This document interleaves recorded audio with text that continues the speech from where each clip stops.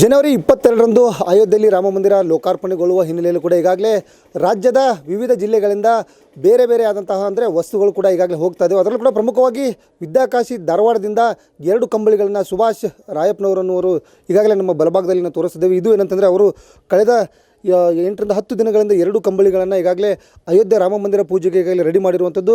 ಪ್ರಮುಖವಾಗಿ ಕೇಂದ್ರ ಸಚಿವ ಪ್ರಹ್ಲಾದ್ ಜೋಶಿ ಅವರ ಮುಖಾಂತರ ರಾಮ ಮಂದಿರಕ್ಕೆ ತಲುಪಿಸುವಂಥ ಕೆಲಸದಲ್ಲಿ ಈಗಾಗಲೇ ಮುಂದಾಗಿರುವಂಥದ್ದು ಈಗ ನಾವು ದೃಶ್ಯಗಳಲ್ಲಿ ತೋರಿಸಿದ್ದೇವೆ. ಇದು ಕಂಬಳಿ ಯಾಕೆಂತಂದರೆ ಇದು ಉತ್ತರ ಕರ್ನಾಟಕದಿಂದ ಏನಾದರೂ ಒಂದು ಕೊಡುಗೆಯನ್ನು ಕೊಡಬೇಕಂತೇಳಿ ಈ ರೀತಿ ಒಂದು ಕಂಬಳಿಯನ್ನು ತಯಾರು ಮಾಡಿರುವಂಥದ್ದು.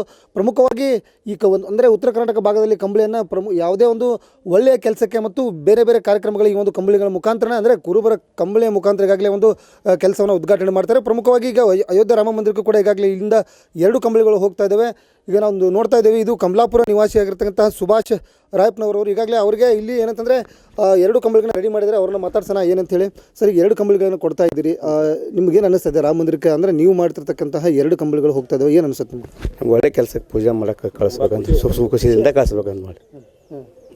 ಅಲ್ಲ, ಈಗ ನಿಮ್ಗೆ ಕೊಡ್ಬೇಕಂತ ಯಾಕೆ ಅನ್ನಿಸ್ತು? ಆಮೇಲೆ ಯಾರು ನಿಮ್ಗೆ ಅಂದರೆ ನೀವೇನಾದರೂ ಕೇಂದ್ರ ಸಚಿವ ಪ್ರಹ್ಲಾದ್ ಜೋಶಿ ಅವ್ರಿಗೆ ಏನಾದರೂ ಕೇಳ್ಕೊಂಡಿದ್ರೆ ನಮ್ಮದು ಏನಾದರೂ ಒಂದು ಕೊಡುಗೆ ಇರಲಿ ಅಂತ ಹೇಳಿ ಯಾಕೆ ನಿಮ್ಗೆ ಯಾಕೆ ಕೊಡ್ಬೇಕಂತ ಸರ್? ನಾವು ಎಲ್ಲ ದೇವಸ್ಥಾನಗಳಿಗೆ ಕೊಡ್ತೀವಿ ರೀ, ನಮ್ಮ ಮನಸ್ಸಿನಾಗ ಕೊಡ್ಬೇಕಂತ ಭಾವನೆ ಬಂತು, ನಾವು ಕೊಡಕತ್ತೀವಿ ಸರ್.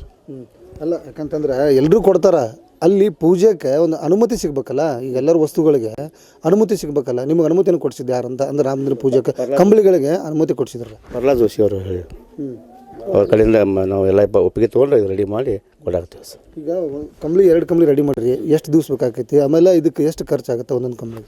ಒಂದು ಕಂಬಳಿಗೆ ನೋಡಿರಿ, ಕಂಬಳಿಗೆ 2,500 ರೂಪಾಯಿ ಮಟ್ಟ ಬೀಳ್ತೈತೆ. ಕರಿ ಕಟ್ಟಾಕ ಒಂದು 500-600 ರೂಪಾಯಿ, 3,100 ರೂಪಾಯಿ ಒಂದು ಕಂಬಳಿಗೆ ಬೀಳ್ತೈತೆ ರೀ. ಒಂದು 7-8 ದಿನ ಬೇಕು ರೀ ಕಂಬಳಿ ರೆಡಿ ಆಗ್ಬೇಕಾರೆ ಒಂದು ಕಂಬಳಿ. ಈಗ ಇನ್ನು ಕಂಬಳಿ ಕೊಡ್ತಾ ಇದ್ದಾರೆ ನಿಮ್ಮ ಕಮಲಾಪುರ ಭಾಗದವ್ರು, ಏನು ಅನ್ಸುತ್ತೆ ನಿಮ್ಗೆ? ಇನ್ನೂ ಒಂದಿಷ್ಟು ಜನ ಇದ್ದಾರೆ, ರೈತರನ್ನ ಮಾತಾಡ್ಸೋಣ. ಏನು ಅನಿಸುತ್ತೆ ರೀ ನಿಮ್ಗೆ? ಈಗ ಯಾಕಂತಂದ್ರೆ ಈ ಭಾಗದಿಂದ ಕಂಬಳಿ ಹೋಗ್ತಾ ಇದೆ, ಏನು ಅನಿಸುತ್ತೆ? ನಮ್ಗೆ ಭಾಳ ಖುಷಿ ಅನ್ನಿಸ್ತೈತೆ ರೀ ಸರ. ಯಾಕಂದ್ರೆ ನಮ್ಮ ಕಮಲಾಪುರ ವತಿಯಿಂದ ಇವು 2 ಕೊಡುಗೆ ಹೋದ್ರೆ ಭಾಳ ಒಳ್ಳೇದಾಕೈತಿ. ನಮ್ಮಲ್ಲಿ ಎಲ್ಲ ಪೂಜೆಗೆ ಪುನಸ್ಕಾರಕ್ಕೆ ಇವನ್ನ ಉಪಯೋಗಿಸ್ತೇವೆ. ಆನಂತರ ಅದು ಒಂದು ಪೂಜೆ ಒಂದು ಒಳ್ಳೇದಾಗಲಿ ಅನ್ನೋ ಆಶಯದಿಂದ ಕಳ್ಸಕತ್ತೇವೆ ಸರ್. ಇವಿಷ್ಟು ಏನಂತಂದರೆ ಉತ್ತರ ಕರ್ನಾಟಕ ಭಾಗದಲ್ಲಿ ಪ್ರತಿಯೊಂದು ಪೂಜೆ ಕೈಂಕರ್ಯಗಳಿಗೆ ಈ ಒಂದು ಅಂಥ ಕಂಬಳಿಗಳನ್ನು ಬಳಕೆ ಮಾಡಲಾಗುತ್ತೆ. ಜೊತೆಗೆ ಈ ಕಂಬಳಿಯಿಂದ ಮಾಡಿದಂಥ ಕೆಲಸಗಳು ಕೂಡ ಶುಭವಾಗಲಿದೆ ಅನ್ನೋದು ಮಾತುಗಳನ್ನು ಕೂಡ ಸ್ಥಳೀಯರು ಹೇಳ್ತಾ ಇದ್ದಾರೆ. ಒಟ್ಟಿನಲ್ಲಿ ಕಮಲಾಪುರ ನಿವಾಸಿಗಳು, ಅದರಲ್ಲಿ ಸುಭಾಷ್ ರಾಯಪ್ಪನವರು ಕೂಡ ಈಗಾಗಲೇ 2 ಕಂಬಳಿಗಳನ್ನು ಕೇಂದ್ರ ಸಚಿವ ಪ್ರಹ್ಲಾದ್ ಜೋಶಿ ಅವರ ನೇತೃತ್ವದಲ್ಲಿ ರಾಮ ಮಂದಿರಕ್ಕೆ ಕಳಿಸಿಕೊಡ್ಲಿಕ್ಕೆ ಒಂದು ಕಡೆ ಸಜ್ಜಾಗಿರುವಂಥದ್ದು. ಕ್ಯಾಮ್ರಾ ಪರ್ಸನ್ ಗುರು ಜೊತೆ ಪರಮೇಶ್ವರ್ ಅಂಗಡಿ, ಏಷ್ಯಾನೆಟ್ ಧಾರವಾಡ.